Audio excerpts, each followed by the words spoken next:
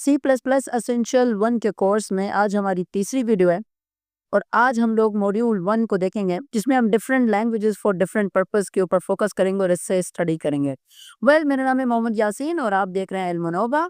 So let's get started. Different languages for the different purposes. मैं recommend करूंगा कि आप इन्हें पढ़ें और ये वीडियो आपके लिए बहुत हेल्पफुल रहेगी इस कंप्लीट सिनेरियो को समझने के लिए। Natural languages versus programming languages की अगर हम बात करें तो नेचुरल लैंग्वेज के अंदर इंसान की ज़बान आती है, यानी कि Urdu, English, Hindi, Punjabi, Balochi, Chinese, Russian, English, जितनी भी लैंग्वेजेस हैं तमाम की तमाम नेचुरल लैंग्वेजेस कहलाती हैं क्योंकि ये नेचर की तरफ से हमें मिली हैं। एंड दूसरी तरफ हमारे पास आती हैं प्रोग्रामिंग लैंग्वेजेस जो हमने क्रिएट की हैं नेचर को समझकर। आगे आते हैं तो ये कंप्लीट सिनेरियो इसी चीज़ को डिस्क्राइब करता है कि इंसान की लैंग्वेजेस किस तरीके से कॉम्प्लेक्स होती है, उसे समझना पड़ता है, उसे फील करना पड़ता है एंड सो ऑन। लेकिन अगर हम मशीन लैंग्वेज की बात करें, computer can even most technically sophisticated one is a Darwin of even a trace of intelligence. You could say it's like a well-trained dog. अगर हम मशीन लैंग्वेज की बात करें तो उसकी एग्जांपल उस लैंग्वेज की होगी जैसे एक ट्रेंड डॉग होता है, वो भी आपकी लैंग्वेज समझता है मगर वो साइंस की लैंग्वेज समझता है, वो कंप्लीट आपकी लैंग्वेज नहीं समझता।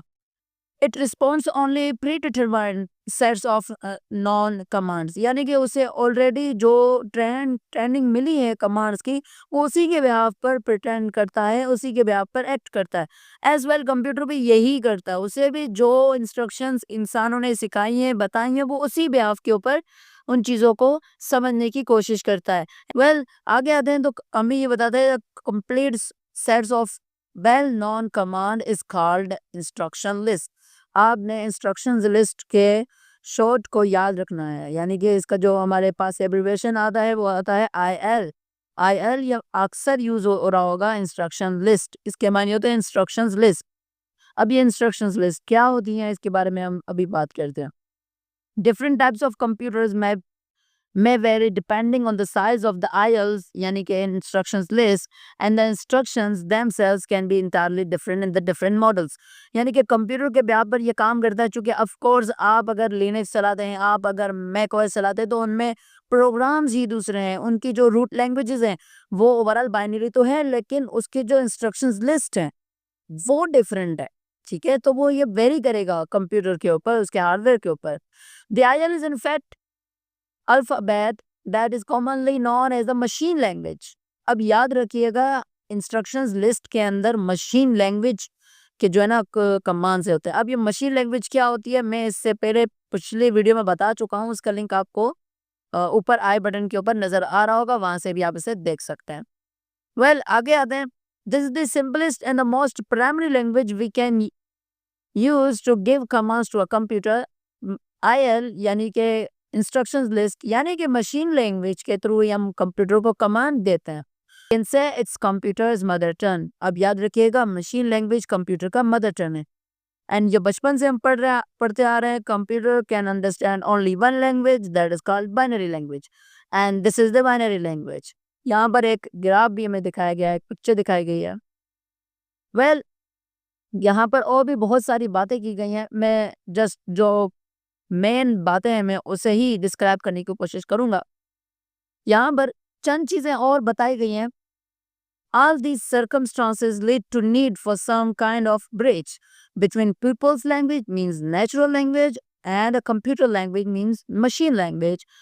अब ये ओवरऑल आप इस सिनेरियो को समझें कि मशीन लैंग्वेज और ह्यूमन लेवल लैंग्वेज यानी कि बाइनरी लैंग्वेज और इंसानों के लैंग्वेज के दरमियान में एक पुल होना चाहिए जो उसे ट्रांसलेट कर सके, उन दोनों को बता सके कि वो क्या बता रहे हैं, यानी कि हम इंसान बता सके कंप्यूटर को हम क्या चाहते हैं ताकि उसे ट्रेनिंग दे सकें। एंड उसके बाद जब वो रिस्पॉन्ड करे वो तो अपनी लैंग्वेज में रिस्पॉन्ड करेगा, जब वो अपनी लैंग्वेज में रिस्पॉन्ड करेगा तो हमें फिर बाद में पता चले हमारी लैंग्वेज में कि वो रिस्पॉन्ड कर चुका है। The bridge is also language. वो जो ब्रिज है वो भी एक जुबान है, ठीक है, वो भी एक लैंग्वेज है, वो थर्ड लैंग्वेज है। एन इंटरमीडिएट कॉमन लैंग्वेज, उसे हम इंटरमीडिएट कॉमन लैंग्वेज कहते हैं for both humans and computer working together. Such is a language is often called high level programming languages. इस तरह के लैंग्वेजेस को हाई लेवल प्रोग्रामिंग लैंग्वेजेस कहते हैं, जिसकी एग्जांपल आप समझ सकते हैं सी प्लस प्लस, सी, जावा स्क्रिप्ट, जावा और पाइथन। इस तरह के बहुत सारी लैंग्वेजेस है जिसे हम कहते हैं हाई लेवल लैंग्वेजेस। ये रिटन होती हैं इंग्लिश में, लेकिन इसके रूल्स और रेगुलेशंस उस बिहाफ पे बनाए जाते हैं ताकि मशीन लेवल लैंग्वेज उसको समझ सके। A language like this, at least somewhat similar to a natural language. Of course, जैसे मैंने बताया लेवल लैंग्वेज इंग्लिश टर्मिनोलॉजी का इस्तेमाल करते हैं। It uses symbols, words and conventions readable for humans. वही चीज़ यहाँ पर डिस्क्राइब की जा रही है। एंड ओवरऑल आप इस कंप्लीट सिनेरियो को पढ़ें और समझने की कोशिश करें। नेक्स्ट हम आते हैं कंपाइलेशन की तरफ। ये तमाम चीज़ें वही हैं जो मैं उर्दू में बता चुका हूँ, वही चीज़ें यहाँ पर इंग्लिश में और आसान वर्ड्स में लिखी गई हैं। अगर आपको प्रॉब्लम हो रही है तो अब ये वीडियो आपके लिए अनफ है। अब कंपाइलेशन क्या होती है? The translation we are referring to is made by a specialized computer program called compiler.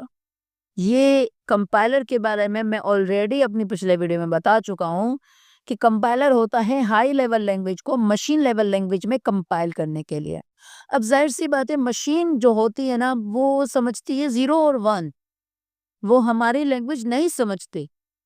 तो अब मशीन को ह्यूमंस की लैंग्वेज समझाने के लिए पहले ह्यूमन की लैंग्वेज को कंपाइल करना होता है। कंपाइल भी एक लैंग्वेज है, ठीक है, जो ओवरऑल मशीन ही परफॉर्म करती है। वो चेक करती है हमारी लैंग्वेज को, फिर उसको कंपाइल करती है मशीन लैंग्वेज में एंड उसे फिर एग्जीक्यूट करती है। The process of translating from a high level language into a machine language is called compilation.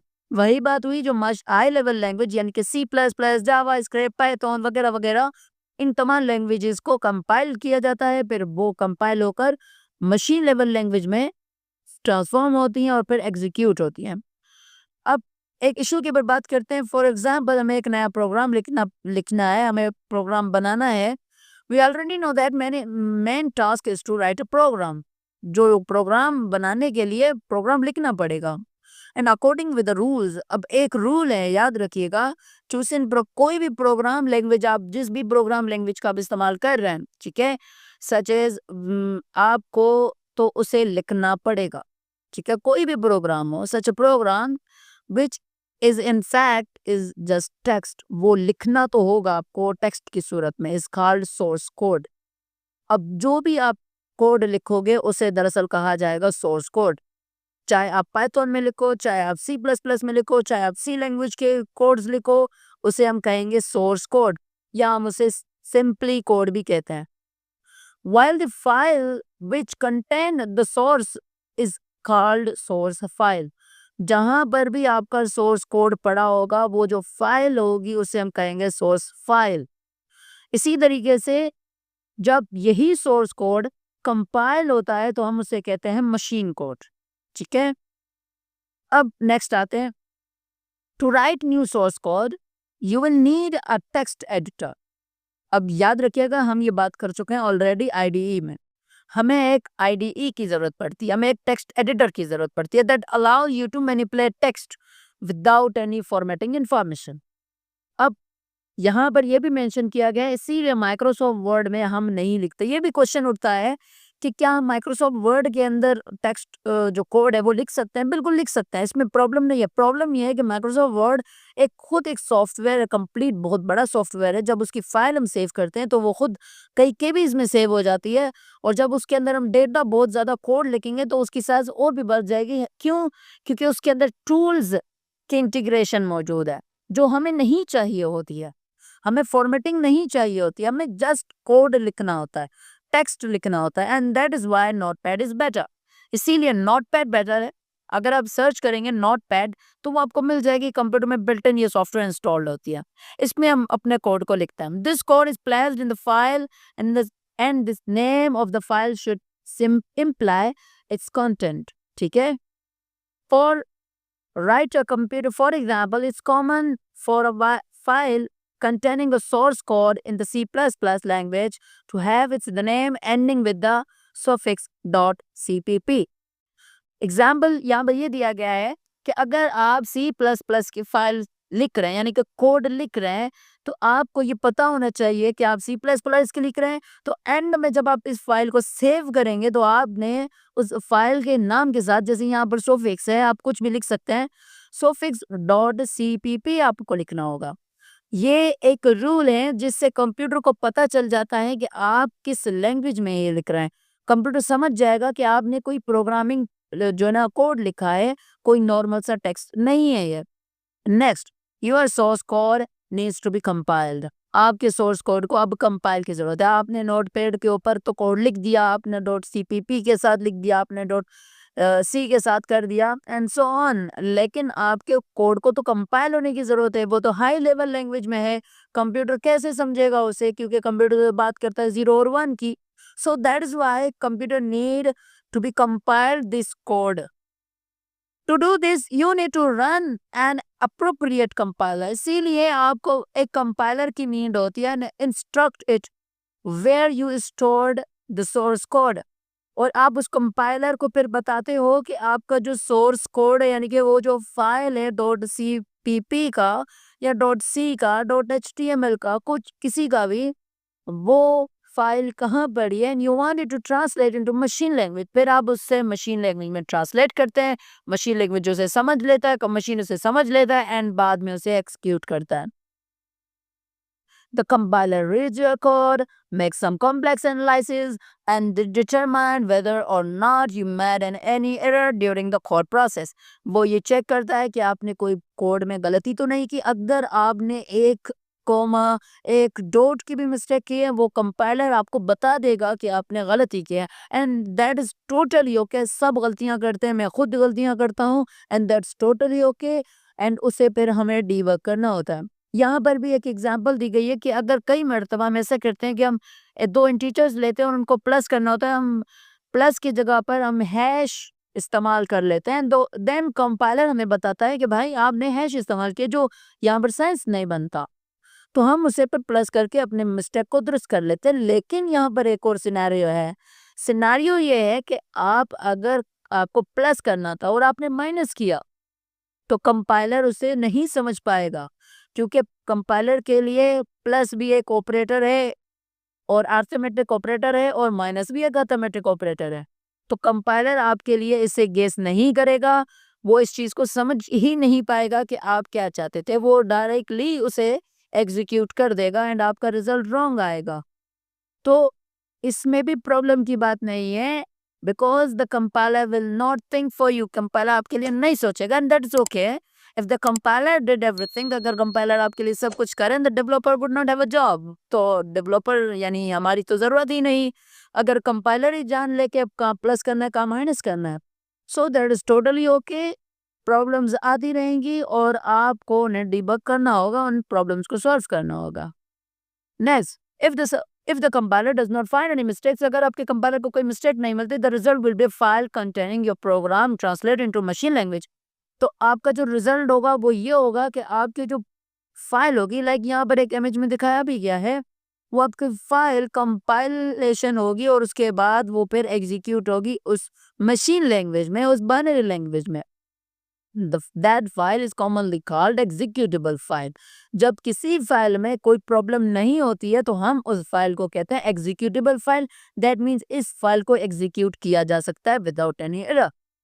The name of the file depends on the compiler you used and the operating system। अब depend करता है, यह भी depend करता है कि आप जो भी फाइल यूज कर रहे हैं, ठीक है, उसका नाम क्या होगा उस ऑपरेटिंग सिस्टम के बेस के ऊपर। And for example, most compiler designed for Unix, Linux systems create an output file .a.out, but the default compiler designed for the use in MS Windows can name the same name to the file as the source file, while they only changing the suffix .cpp to c.exe।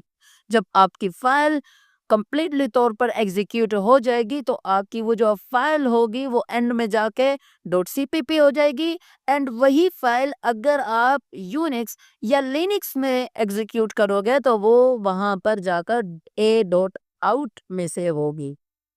ठीक है, यानी कि वहां पर उसकी file की जो extension type होगी वो .exe नहीं होगी बल्कि .a आउट हो जाएगी।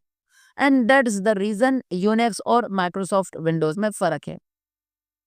एंड यहाँ पर मज़ीद इस चीज़ को थोड़ा और डिस्क्राइब किया गया है, लेकिन उन्होंने फर्दर रीडिंग्स के तौर पर हमें चंद बुक्स रिकमेंड की हैं कि आप इनमें से किसी बुक को पढ़ना चाहते हैं, सो ऑन आप पढ़ सकते हैं। यहाँ पर बुक्स रीडिंग के इन्होंने हमें फर्दर रीडिंग्स के तौर पर दी हैं।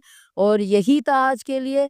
अभी के लिए सिर्फ इतना ही। मिलते हैं इंशाल्लाह नेक्स्ट वीडियो में। तो वीडियो अच्छी लग रही है तो वीडियो को लाइक करें, चैनल को सब्सक्राइब करें और हमारे इस प्लेलिस्ट के साथ जुड़े रहिए। मिलते हैं इंशाल्लाह नेक्स्ट वीडियो में। अल्लाह हाफिज़, अल्लाह निगहबान।